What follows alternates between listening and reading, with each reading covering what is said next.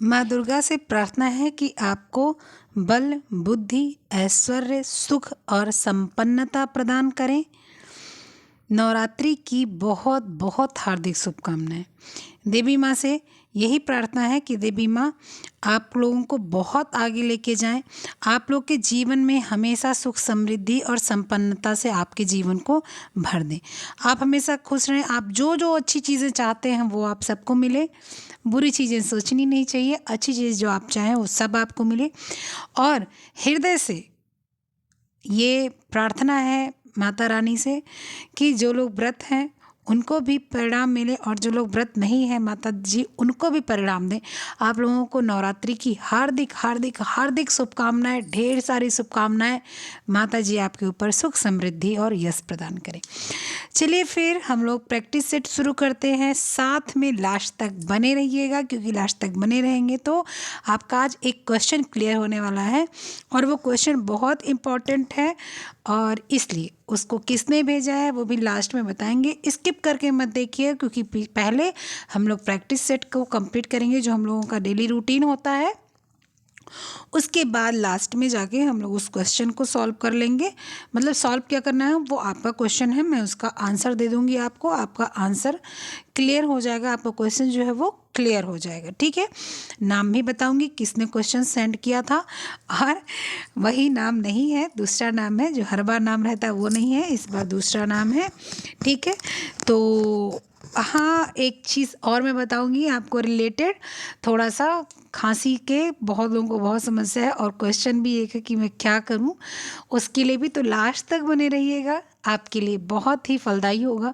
और ये वीडियो आज आपके लिए बहुत अच्छा होने वाला है, क्योंकि देवी जी की कृपा से आज हम लोग वीडियो बना रहे हैं, उसमें एक क्वेश्चन आपका बहुत इंपॉर्टेंट शेयर करेंगे, जो काफ़ी कन्फ्यूज़न है सबको, उस कन्फ्यूज़न को क्लियर करेंगे। साथ में आपका एक समस्या का समाधान भी होगा यहाँ पर, जो कि बहुत लोग जूझ रहे हैं उससे। और साथ ही साथ प्रैक्टिस सेट हम लोग करेंगे, और प्रैक्टिस सेट आप लोगों को पता है कि हम लोग का यूथ प्रैक्टिस सेट 56 है, और 56 यूथ प्रैक्टिस सेट है। आप लोग को पता है कि हम लोग क्या कर रहे हैं इस समय, हम लोग कपड़े की कढ़ाई उढ़ाई वाला चीज़ कर रहे हैं। अच्छा, एक क्वेश्चन है, उस क्वेश्चन को मैं सॉल्व करवाऊंगी कल, और वो क्वेश्चन है आपका संयुक्त कढ़ाई, और संयुक्त कढ़ाई को मैं कल सॉल्व करवाऊंगी।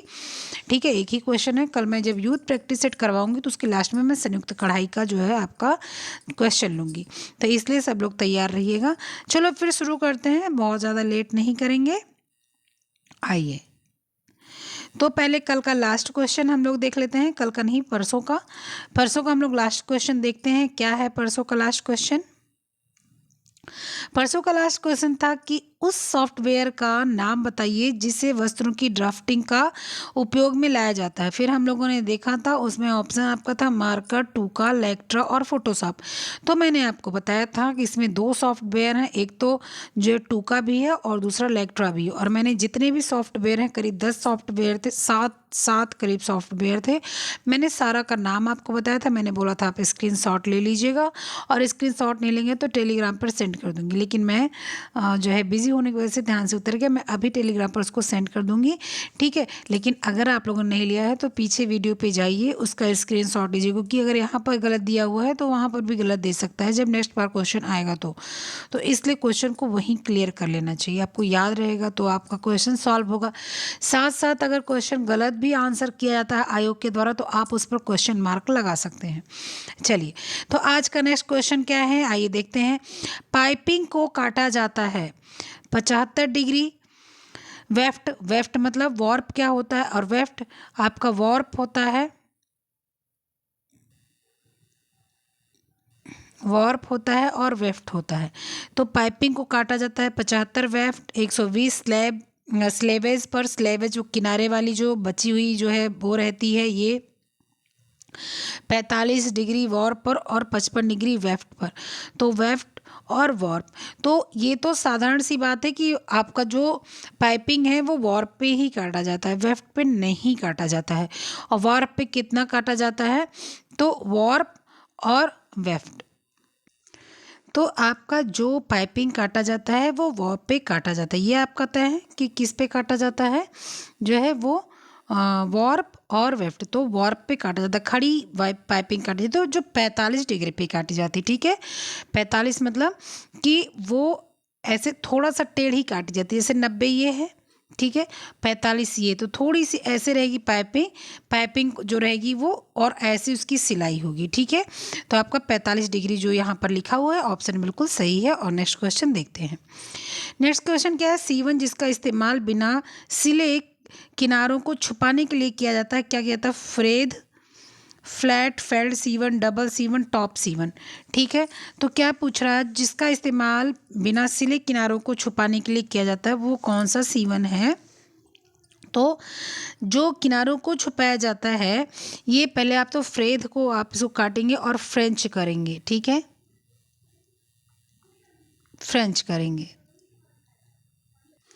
फ्रेंच C1 का मतलब क्या होता है कि जब आपके क्या होते हैं, जो किनारे होते हैं किसी भी कपड़े के, जो कपड़ा जो है बहुत नाजुक कपड़ा होता है, ठीक है, नाजुक कपड़ा मतलब जो कपड़ा सॉफ्ट सा मुलायम सा होता है, बहुत हल्की सिलाई जिस पे चाहिए होती है, उसमें क्या करते हैं, जो आपके किनारी कपड़े की होती है सिलाई वाली, उसको इंटरलॉकिंग या जो है आपके पाइपिंग या ऐसे कुछ नहीं करते, उसमें दो नाजुक सी कच्चे धागे टाइप की सिलाई कर देते हैं। जो क्या होता है, इसका इस्तेमाल बिना सिले किनारों को छुपाने के लिए किया जाता है, मतलब कि जो किनारे पे इंटरलॉकिंग नहीं होती है उन किनारों को नहीं किया जाता है, ऐसे ही उसको सीधा सीधा किया जाता है, उसी को फ्रेंच C1 कहा जाता है। बहुत नाजुक C1 होता है, नाजुक कपड़े पर किया जाता है। तो क्या हो जाता है वो जो आपका फ्रेंच C1 है वो, और फ्लैट फेल्ड C1, double C1, top C1, तो ये सारे C1 कैसे भी कपड़े पे करेंगे, लेकिन जो फ्रेंच C1 है ये बिना सिले किनारों को छुपाने के लिए, मतलब किनारा जो है वो इंटरलॉकिंग नहीं कुछ नहीं, बिना सिले किनारों को ये छुपा देता है, इस पर डबल सिलाई लगाते हैं बहुत नाजुक से। तो इसका ऑप्शन क्या चला जाएगा, एक मिनट में इसको थोड़ा थोड़ा क्लियर करूँ क्योंकि आप लोग इसको जो है बहुत हो जाएगा। इसको पहले बात तो लिखेंगे आप फ्रेंच, जो फ्रेद लिखा हुआ है, ठीक है, और फ्रेंच C1 ही इसका क्या है, ऑप्शन नंबर ए सही है, सी मत लगा दीजिएगा, ए सही है, ठीक है। चलें, एक मिनट में इसको थोड़ा साफ करूँ ना, वरना आप लोग कहेंगे कि इसको आपने गलत लगा दिया है, ऐसा नहीं था। चलो, ये हो गया। और अब आप इसको जो फ्रेद है उसको फ्रेंच करेंगे, ऑप्शन नंबर ए बिल्कुल करेक्ट करेंगे, हमारे ख्याल से समझ लिए होंगे। नेक्स्ट क्वेश्चन क्या है आपका कि जो है सूची 1 में दिए गए सूची को 2 को मिलान करना है, ठीक है, दी गई गुंजाइश की किस्म के साथ सम्मिलित करना है, साड़ी, ब्लाउज, जैकेट, कुर्ता, तैरने की पोशाक। स्टाइल इज, नकारात्मक इज, प्रति इज, कंफर्ट आरामदायक इज, ठीक है। तो चलिए इसको मिला देते हैं। सबसे पहले क्या होगा कि साड़ी ब्लाउज जो होता है ये थोड़ा सा कंफर्ट होना चाहिए, अगर साड़ी ब्लाउज कंफर्ट नहीं होगा तो हम क्या करेंगे, पहन नहीं पाएंगे। जैकेट क्या होता है, जैकेट में परत लगी होती है, परत लगी होती है ना, जैकेट परत वाला होता है, एक नीचे रहेगा फिर उसके ऊपर 3 परत होती है जैकेट में, पहला तो वो खुद का रहता है और ऊपर से एक परत लगाते हैं, मतलब अस्तर टाइप की, और एक परत और लगाते हैं अंदर से, जैसे लगता है बहुत प्लेन सा कपड़ा होता है, ठीक है। तो जैकेट क्या आ जाएगा, परतीज आ जाएगा, ठीक है। फिर कुर्ता क्या आ जाता है आपका, कुर्ता जो होता है वो स्टाइल में आ जाता है, और तैरने की पोशाक क्या हो जाती है, नकारात्मक में आ जाती है, ठीक है। ऑप्शन नंबर 4, 3, 1, 2 ये आपका बिल्कुल करेक्ट है, ठीक है। चलो नेक्स्ट क्वेश्चन क्या है, आइए देख लेते हैं। पोशाक का व्यापार करने का सही अनुक्रम बताइए। कपड़े के स्रोत का पता करना, उत्पादन करना, ज्ञात करना, ट्रैकिंग, लागत निर्धारण तथा सौदेबाजी, लैब, ड्रिपिंग, प्रिंटिंग इत्यादि की तैयारी, सैंपल तैयार करना। इसको आपको सही क्रम में लगाना है। तो सबसे पहले क्या करेंगे, सबसे पहले लागत निर्धारण और सौदे, सबसे पहले आप देखेंगे कि कितनी लागत लगती है, सबसे पहले क्या देखेंगे कितनी लागत लगती है। भाई जब लागत आपको पता होगा तभी आप काम कर सकते हैं ना, नहीं तो आपको पता नहीं है फिर सौदेबाजी करेंगे। आप लागत निर्धारण करेंगे, उसके बाद क्या करेंगे, सौदेबाजी करेंगे। अच्छा, लागत निर्धारण कर लिया और आपने कर दिया सौदेबाजी, अब क्या करेंगे, अब आप कपड़े खरीदने जाएंगे। क्यों, क्योंकि आपने देख लिया भाई इतनी लागत लगेगी कपड़े में, एक फैक्ट्री डालने में या कपड़े बनाने में इतनी लागत लगेगी। आपने सब कुछ कर सौदा कर लिया किसी से कि भैया मैं ये कपड़ा आपको बना के दूंगा, आपको 1000 शर्ट में बना के दूंगा, आप कितने लोग बोलेगा, मैं इतना लूँगा। अब आप जाओगे कपड़ा खरीदने, क्यों कपड़ा खरीदने जाओगे, क्योंकि अब आपके जो आपने सौदा किया उसमें आपके प्रॉफिट के साथ जो है फिक्स होने वाला, आप क्या करेंगे, कपड़े को खरीदेंगे, ठीक है। क्या करेंगे, कपड़े को आप खरीदेंगे।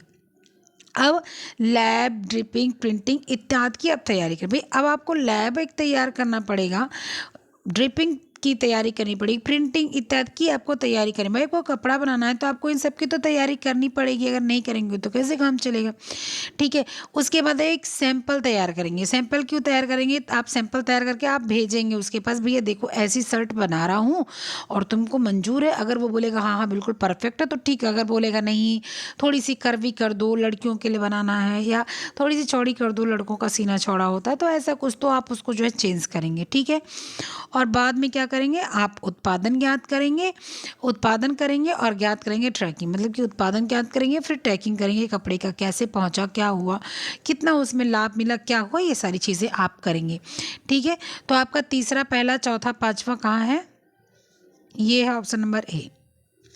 नेक्स्ट क्वेश्चन क्या है आपका, निम्नलिखित में से कौन सी टेक्सटाइल दोहराए जाने वाली इकाई है। आकृति, अर्ध निलंबन, संतुलन, पूर्ण रूप से फैला हुआ और ईंट। ठीक है, टेक्सटाइल जो दोहराई जाती है, दोहराई जाने वाली इकाई क्या है। ठीक है, तो आपकी क्या है, आप में दोहराई जाती है क्या, सबसे पहले तो आपकी दोहराई जाने वाली चीज़ है, जैसे क्या है, आकृति। आकृति टेक्सटाइल पे दोहराई नहीं जाती। कैसे नहीं दोहराई जाती, मान लीजिए आपका एक कपड़ा बना हुआ है, उस कपड़े की आकृति जो आपकी है वो ऐसी है और आपको जो है आपने ऐसे ऐसे सिल दिया, तो उस कपड़े पर आप दोबारा नहीं दोहरा सकते। अब आप या तो दूसरे कपड़े पे दोहराएंगे। ठीक है, अर्ध निलंबन, अर्ध निलंबन मतलब कोई चीज़ ख़त्म करो और फिर शुरू करो। तो आप जैसे मान लो एक कपड़ा है आपका और उस कपड़े पे आपने कोई चीज़ काटी, फिर आपने उसको छोड़ी, फिर दोबारा वही चीज़ें काटी, ऐसा कपड़े पर होता रहता है। ठीक है, उसके बाद पूर्ण फैला हुआ, पूर्ण रूप से फैला हुआ, कोई भी डिजाइन आपकी पूर्ण रूप से फैली हुई है, पूर्ण रूप से फैली हुई है और आप दोबारा से उसको फैला सकते हो, दोबारा से तिबारा से फैला सकते हो, तो ये दोहराई जा सकती है। ईंट, ईंट किसी कपड़े पे आपने डिज़ाइन बना रखी है तो ये भी आप दोहरा सकते हो। ठीक है, लेकिन आकृति आप दोहरा नहीं सकते। तो कपड़े की आकृति जो बन गई वो बन गई, आप उसको दोहरा नहीं सकते हो। ठीक है, जो आपका अर्ध निलंबन, मान लीजिए आपने ऐसी कोई डिज़ाइन बनाई है ऐसी, ठीक है, और आपने आधा गोला बनाया है, दूसरा आप क्या करेंगे, दूसरा भी आप आधा गोला बना के उसको पूरा कर देंगे। ठीक है, तो ये अर्ध निलंबन दोहरा लिया आपने, पूर्ण रूप से फैला हुआ चीज़ दोहरा लिया, ईंट दोहरा लिया, लेकिन आप आकृति और संतुलन नहीं दोहरा सकते हैं। तो ऑप्शन नंबर आपका क्या चला जाएगा, ऑप्शन नंबर आपका चला जाएगा क्या, 2, 4, 5, बी आपका आंसर सही है। और नेक्स्ट क्वेश्चन पे आ जाते हैं। निम्नलिखित में से कौन सा सादा वैन कपड़ा नहीं है, निम्नलिखित में से कौन सा सादा वैन कपड़ा नहीं है। वैन मतलब होता है बुनाई, वीव, सादी बुनाई कौन सी नहीं है पूछी जा रही है। क्या आपकी परकेल, कैलिको, ड्रिल, छींट, आपकी सादी बुनाई कौन सी नहीं है, यही पूछा जा रहा है। अब इसमें परकेल होगा या कैलिको होगा, ड्रिल होगा, छींट होगा। देखिए परकेल जो है आपका ये सादा है, क्यों, यही साटिन और सैटिन जो दोनों बुनाई है वही परकेल भी होता है। क्या करना है, एक बार ताना जाएगा, एक बार बाना जाएगा, फिर ताना जाएगा, फिर बाना जाएगा, एक बार नीचे ताना ऊपर बाना, एक बार ऊपर बाना नीचे ताना, ऐसे ही होता चलाता है। परकेल सादी बुनाई, कैलिको सादी बुनाई, छींट सादी बुनाई।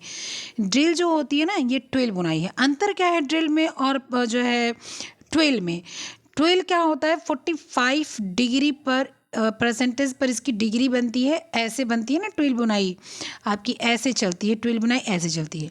लेकिन जो आपकी परकेल है इसमें क्या होता है कि एक आपका यहाँ होता है तो एक यहाँ भी हो सकता है और एक आपका ऐसे तिरछे जाकर यहाँ भी हो सकता है। तो जो आपका ड्रिल है ये आपका जो है 15 से 75%, 15 से 75% आपकी जो है ये चलती है ड्रिल, जिसको हम लोग बोलते हैं ये प्रवेधन।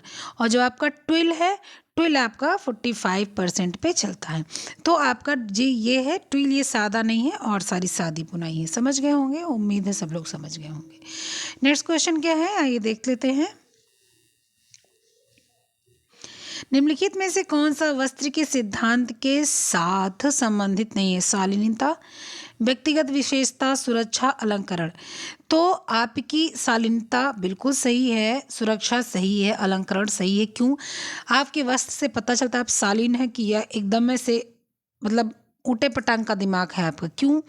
क्योंकि जब हम लोग कोई कपड़ा पहनते हैं ना, बहुत प्लेन सी साड़ी, सूट या जीन्स और कुर्ती पहनते हैं, तो प्लेन सा और तन ढका हुआ तो लगता है भाई बड़ा समझदार लड़की या व्यक्ति या पुरुष या महिला है।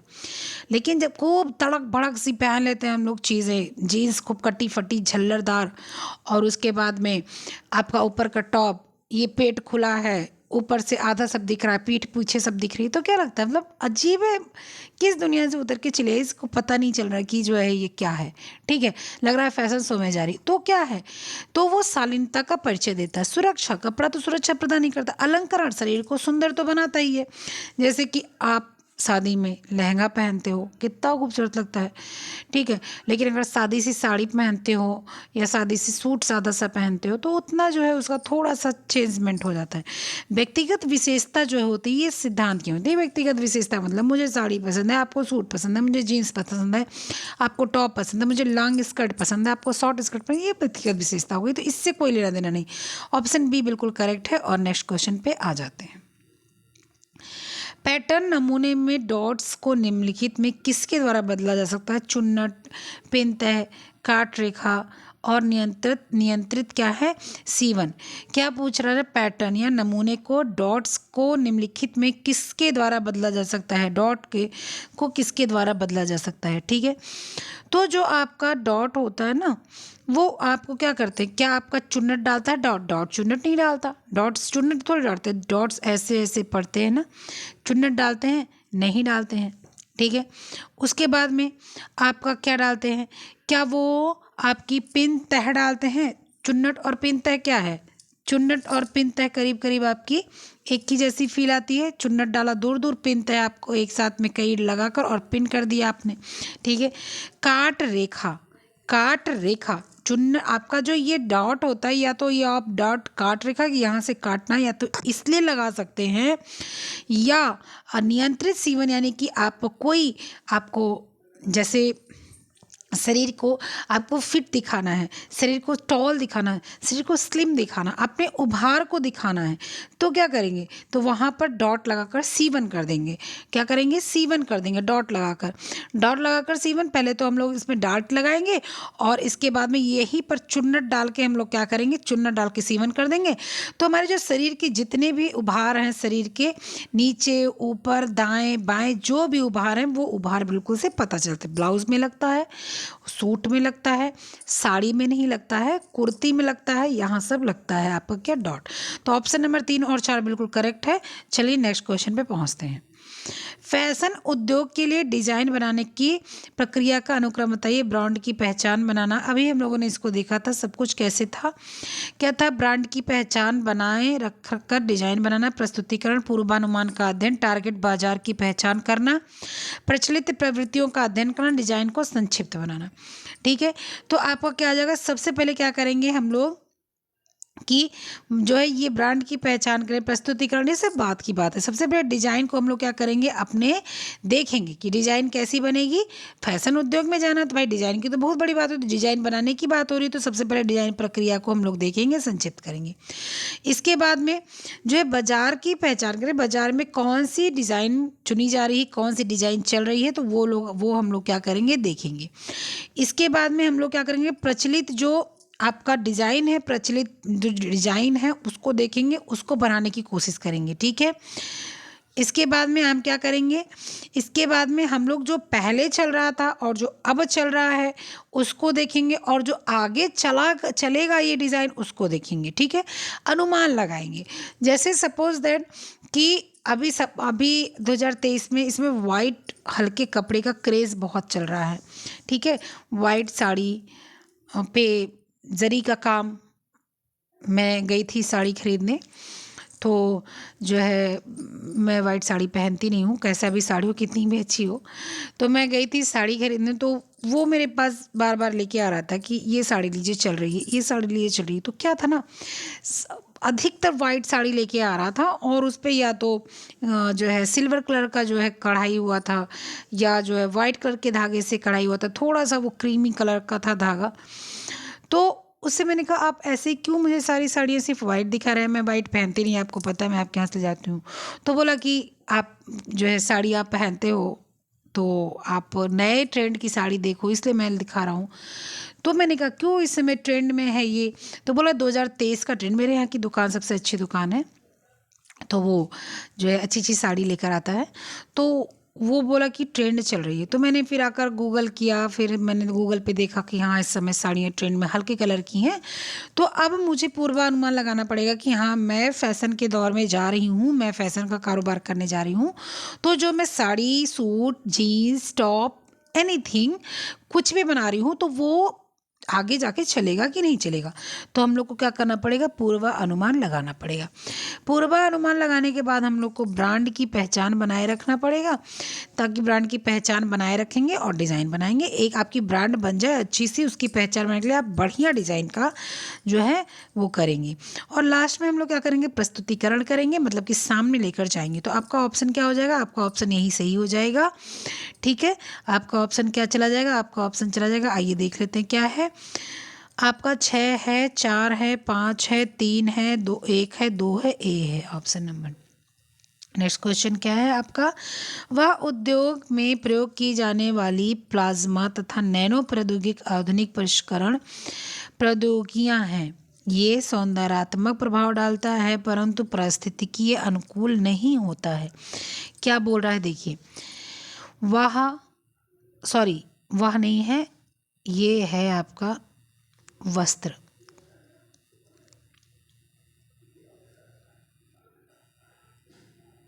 वस्त्र है, ठीक है, क्या है, वस्त्र है,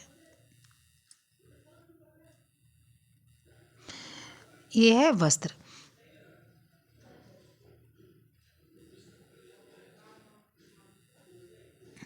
वस्त्र है, तो वस्त्र उद्योग में प्रयोग की जाने वाली प्लाज्मा तथा नैनो प्रौद्योगिकी, मतलब प्लाज्मा मतलब प्लाज्मा वाली, नैनो मतलब बहुत छोटी वाली प्रौद्योगिकी, आधुनिक परिष्करण प्रौद्योगिकियाँ, बिल्कुल सही बात है, आधुनिक में ही नैनो है, ये सारी चीज़ें आधुनिक में ही चल रही हैं। ठीक है, वे सौंदर्यात्मक प्रभाव डालता है परंतु परिस्थितिकीय अनुकूल नहीं होता।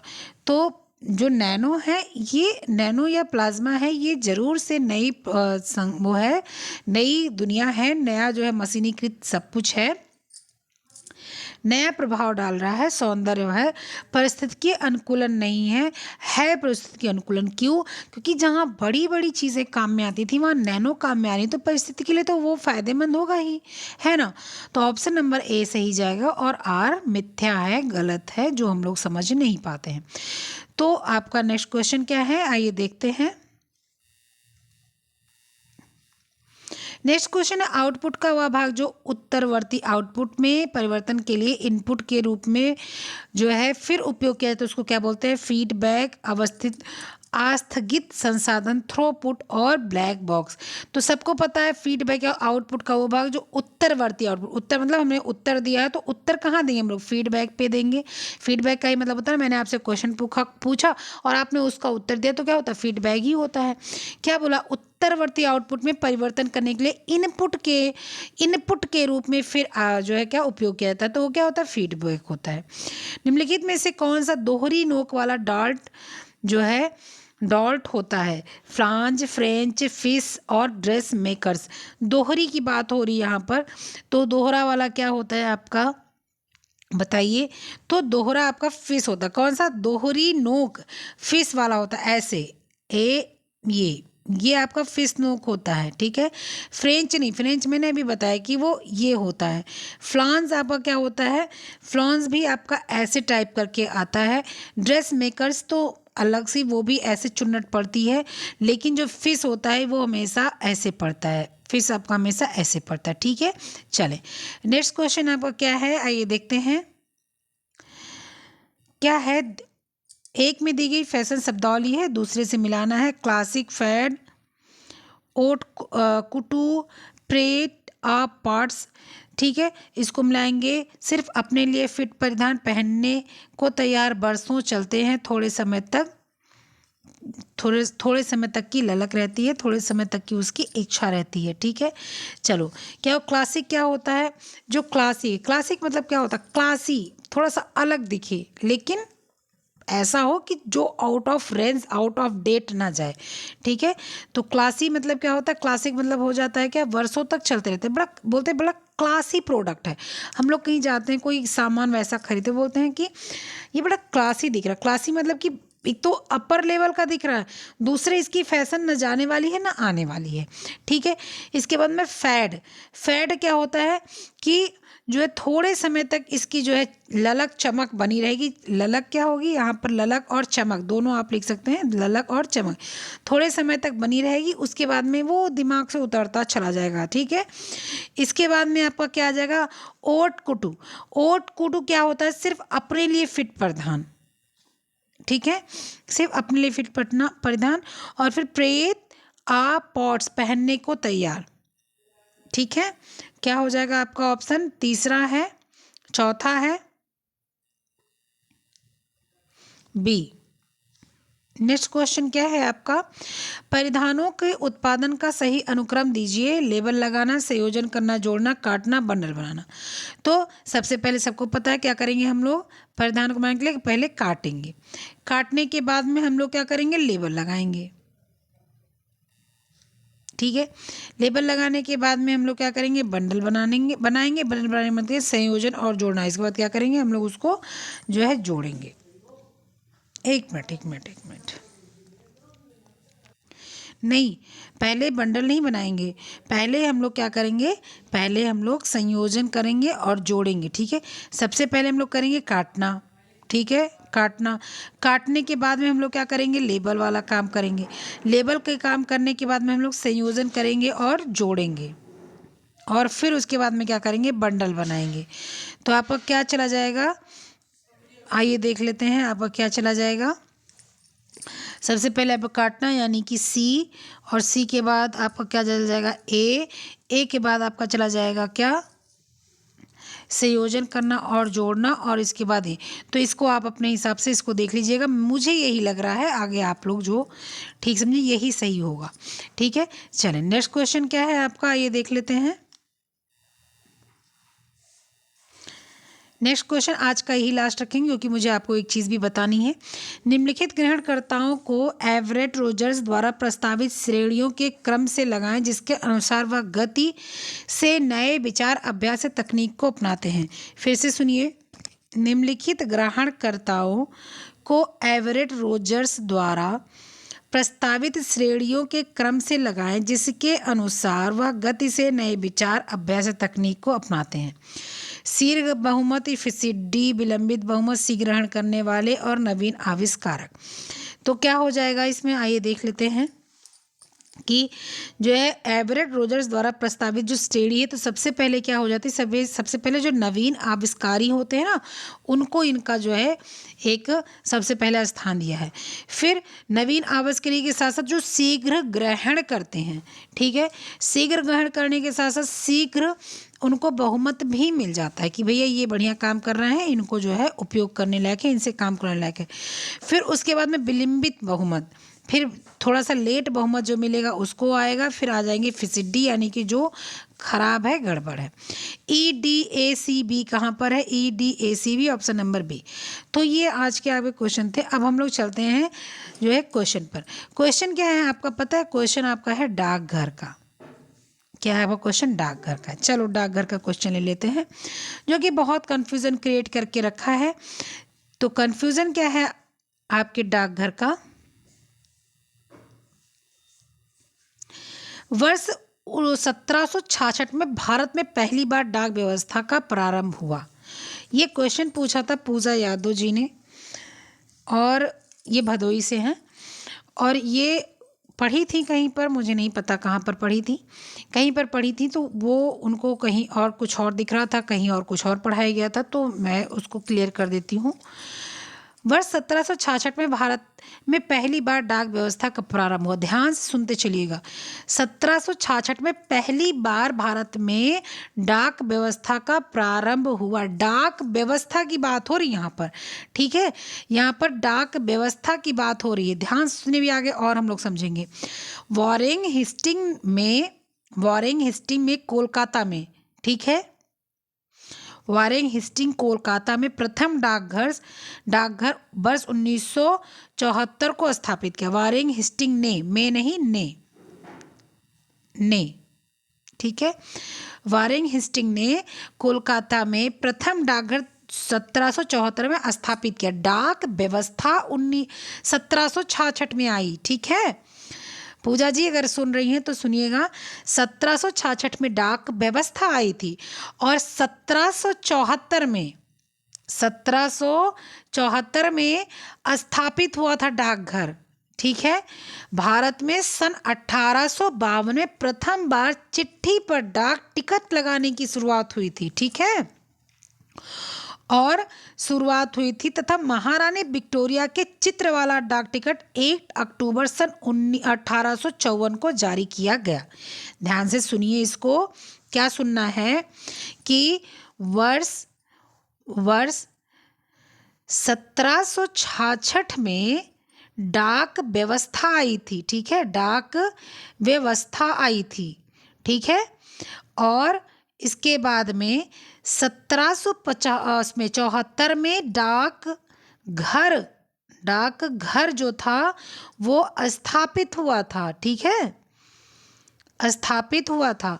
इसके बाद में 1852 में पहली बार टिकट पर क्या लगा था, टिकट लगा था किस पर, चिट्ठी पर, और 1854 में 1 अक्टूबर 1854 में जो है विक्टोरिया का चित्र, महारानी जो विक्टोरिया थी ना, महारानी विक्टोरिया का चित्र जो है लगाया गया था किस पर, टिकट पर। समझ गए, इसको समझ गए होंगे, ठीक है। चलें, मैं इसको थोड़ा सा साफ लिखूंगी। यहाँ पर क्या थी आपकी जो डाक व्यवस्था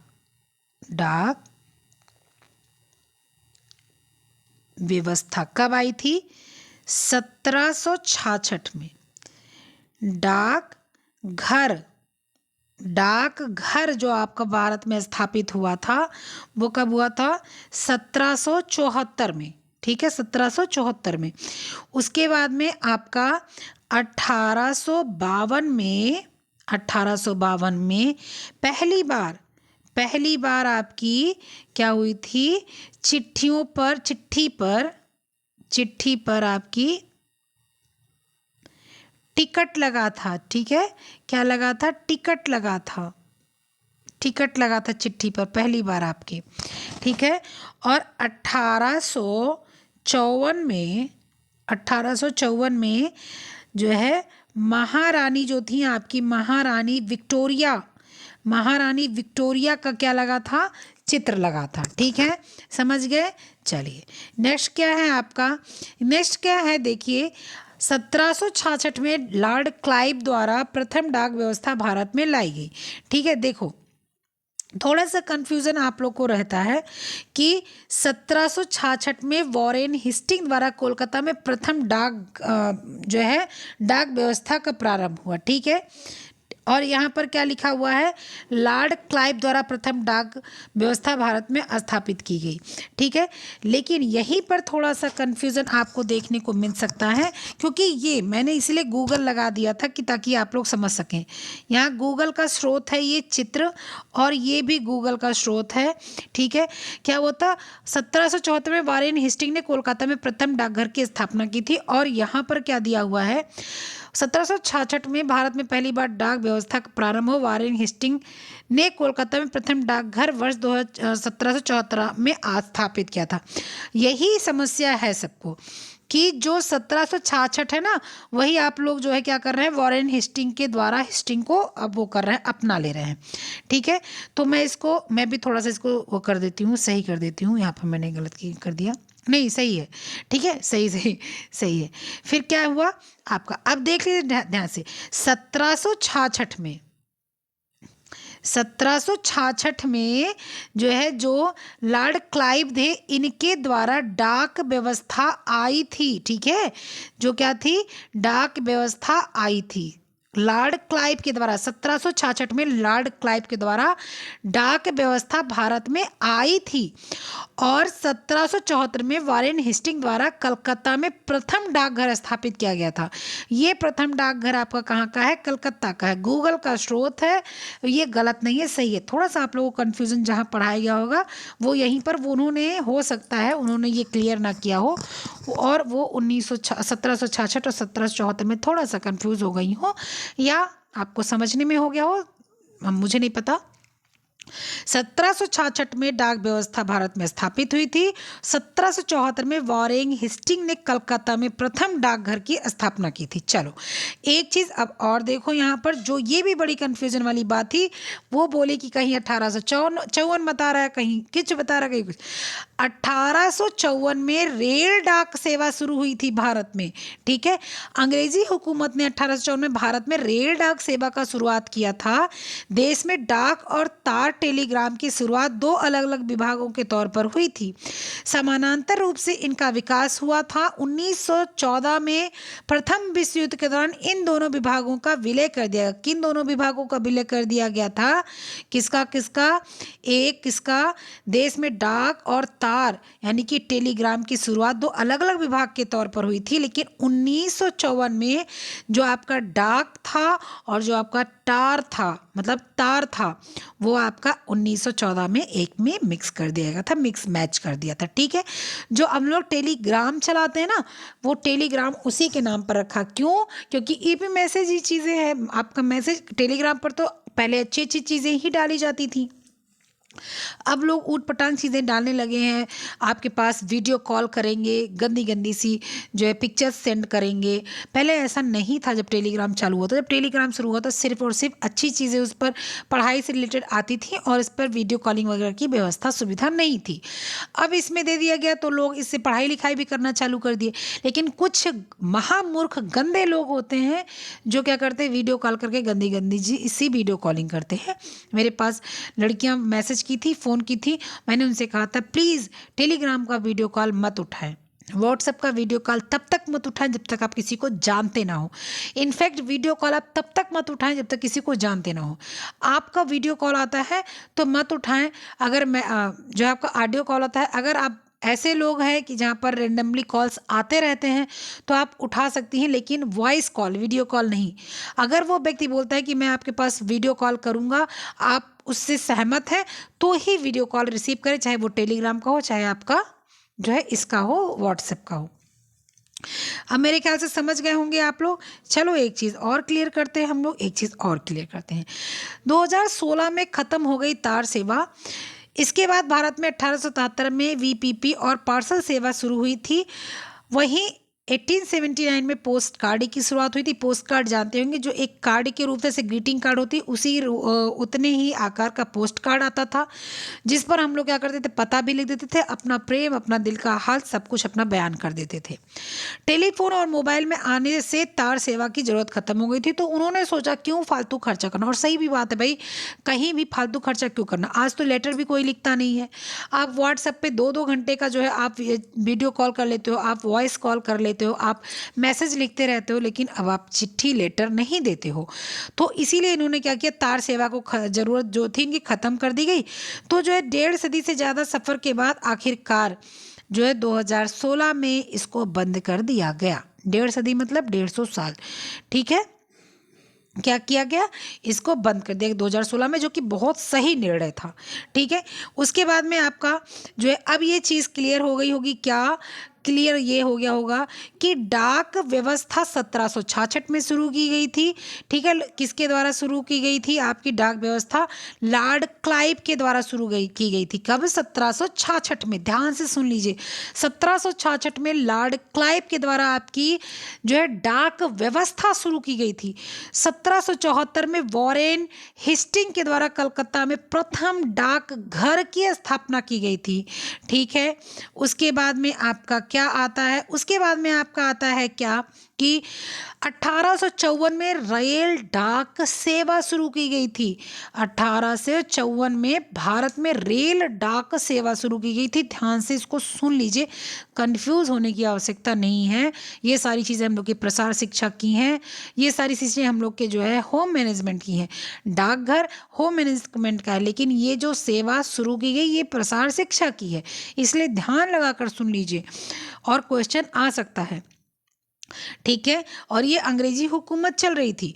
फिर शुरुआत में जो है डाक सेवा और तार टेलीग्राम अलग अलग चीज़ें थी। 1914 में इन दोनों को मिला दिया गया। प्रथम विश्व युद्ध के दौरान इन दोनों विभागों को, जब प्रथम विश्व युद्ध हुआ उस समय इन दोनों को एक कर दिया गया। क्यों एक कर दिया गया था? इसलिए एक कर दिया गया था कि डाक और तार कन्फ्यूज़न क्रिएट कर रहा था। तो ठीक है भैया, आप तार भेजो या डाक भेजो, एक ही बात है। आप अपना काम करो, ख़त्म करो बवाल। दो चीज़ें क्यों? कर्मचारी दो लगना, मैसेज दो लगना, परेशानी होना, कुछ चीज़ें पहुँचे कुछ चीज़ें ना पहुँचे, उससे अच्छा है दोनों चीज़ें विलय कर दो और एक साथ का काम करो। ठीक है, तो ये चीज़ें थी। लास्ट में क्या हुआ, 2016 में ये आपकी तार सेवा ख़त्म कर दी गई। क्यों? क्योंकि जो है 1877 में बीपीपी और पार्सल सेवा शुरू हुई। वहीं 1879 में पोस्ट कार्ड की शुरुआत हुई। अब एक क्वेश्चन यहाँ आप लोगों का है कि वीपीपी का फुल फॉर्म क्या है? आप लोग बताएंगे? नहीं बताएंगे तो कोई बात नहीं, मैं कल आपको बताऊंगी कि वीपीपी का फुल फॉर्म क्या होता है। मैं कल आपको बताऊंगी, लेकिन देखते हैं कितने लोग इसको बता पाते हैं मुझे, कितने लोग इसको खोजते हैं। कहीं से भी खोजो, गूगल से खोजो, बुक से खोजो, कहीं से भी खोजो, आप खोज के बताना। फिर वहीं पर 1879 में पोस्ट कार्ड की शुरुआत हुई, जो मैंने बताया, अपने दिल की हाल लोग बताते थे। और 1.5 सदी यानी कि 150 साल करीब करीब हुआ। उसके बाद 2016 में इस सेवा को बंद कर दिया गया, क्योंकि मोबाइल आ गई और मोबाइल के आने के बाद में जो है हम लोग को इसकी ज़रूरत नहीं लगती थी। तो मेरे ख्याल से ये क्वेश्चन आपका ख़त्म हो गया होगा। ये क्वेश्चन किसका था मैं बता दूं, ये आपका क्वेश्चन था जो है पूजा जी का। ये क्वेश्चन किसका था? पूजा जी का क्वेश्चन था ये। ठीक है,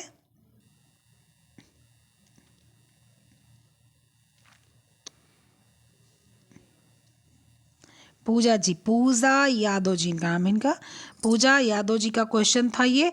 और मेरे ख्याल से पूजा जी आपका क्वेश्चन यहाँ पर क्लियर हो गया होगा, अब आपको समस्या नहीं होगी। ठीक है, फिर मिलते हैं नेक्स्ट वीडियो वॉइस नोट और क्वेश्चन के माध्यम से। ख्याल रखिएगा, पढ़ते रहिएगा, मस्त रहिएगा, खुश रहिएगा। और व्रत हैं तो बिल्कुल एंजॉय कीजिए, माता जी से प्रार्थना कीजिए सबको सफल करें, सब लोग को खुश रखें। व्रत रहना कभी कभी एंजॉयमेंट भी हो जाता है, क्योंकि अच्छी अच्छी चीज़ें खाने को मिलती हैं, इसलिए। वैसे हफ्ते में एक दिन बिना नमक का खाना खाना चाहिए। हाँ, एक चीज़ तो मैं भूल गई, मुझे बताना ये था कि आप लोग का गला जो है दर्द हो रहा है, जो कि खांसी ठीक नहीं हो रही है, बहुत उपाय आप लोगों ने कर रखा है, तो आप क्या करेंगे, आप जो है सारी चीज़ें आपने घरेलू और दवा सब उपयोग कर ली, नहीं फ़ायदा कर रहा तो ठीक है, आप क्या कीजिए, अपने जो है तावे पर क्या करेंगे, आप जो है लौंग गरम करेंगे। क्या करेंगे? लौंग गरम करेंगे, लौंग को भूनेंगे, 4-5 लौंग को भूनेंगे। और जब वो लौंग गरम हो रहा होगा, धुआं निकलेगा, गैस स्टिम करेंगे, स्लो करेंगे, उस पर एक मोटी पोटली बनाएंगे कपड़े की। कपड़े के अंदर कुछ भरना नहीं है, सादा कपड़ा ही रहेगा, तौलिया या कुछ रखकर उसको उसी लौंग के ऊपर सेकेंगे। लौंग उस पर जलती रहेगी, आप उसको सेकेंगे। सेकने के बाद आप गले पर रखेंगे और सीने पर रखेंगे और पीठ पे रखेंगे। गले पर, सीने पर खुद रख सकते हैं, पीठ पर अपने बच्चे से, हस्बैंड से, भाई से, मम्मी से, पापा से, किसी से भी रखवा सकते हैं। कपड़े उतारने की ज़रूरत नहीं है, सूट सलवार और जो है ब्लाउज आप पहने उसी के ऊपर रखवा लेंगे तो कोई समस्या नहीं, आप किसी से भी रखवा सकते हैं। और कम से कम ये आप चीज़ें कम से कम 10 से 15 बार आप इसको करें और आपको 2 दिन के अंदर ही लाभ दिखना शुरू हो जाएगा। ठीक है, और साथ साथ कोशिश करें भाप ले, भाप में आप कोशिश करें दवा डालें, आती है वो दवा, मुझे नाम अभी तुरंत याद नहीं है उसका, मैं मेंशन कर दूंगी उसको, और आप उस दवा को डालें। अगर दवा नहीं मिल पाती तो विक्स वेपोरब डालें। और उससे भी अच्छी चीज़ है, आप जो है अजवाइन जो है उसको 1 चम्मच पानी में डालें, और 1 चम्मच जब आप पानी में डालेंगे तो आपको क्या मिलेगा कि उसका जब आप भाप लेंगे ना, तो वो वाला भाप लीजिए, कंबल के नीचे खुद को बैठाइए और कंबल ऊपर से डालिए, अंदर पानी रखिए और मुँह पहले नाक से सांस लीजिए, फिर मुंह से सांस लीजिए और कोशिश कीजिए छाती को, सीने को खोल के रखिए ताकि वहाँ पर भाप लगे। तो वो जो आपका जो अजवाइन का पानी का जो भाप है वो आपके नाक से मुंह से अंदर जाएगा, तो आपका खुलेगा, आपका जो कफ है वो थोड़ा सा ढीला होगा, वो बाहर निकलने की कोशिश करेगा और आपका जुकाम, आपका गला दर्द आराम मिलेगा। आराम क्या मिलेगा, ठीक हो जाएगा। ठीक है, तो उम्मीद करती हूँ आपको इससे फ़ायदा होगा, तो इसको करिएगा ज़रूर। तब तक जो है अपने स्वास्थ्य की भी हाल बताइएगा कि आराम हुआ कि नहीं हुआ, कमेंट बॉक्स में। फिर मिलते हैं, तब तक के लिए बाय।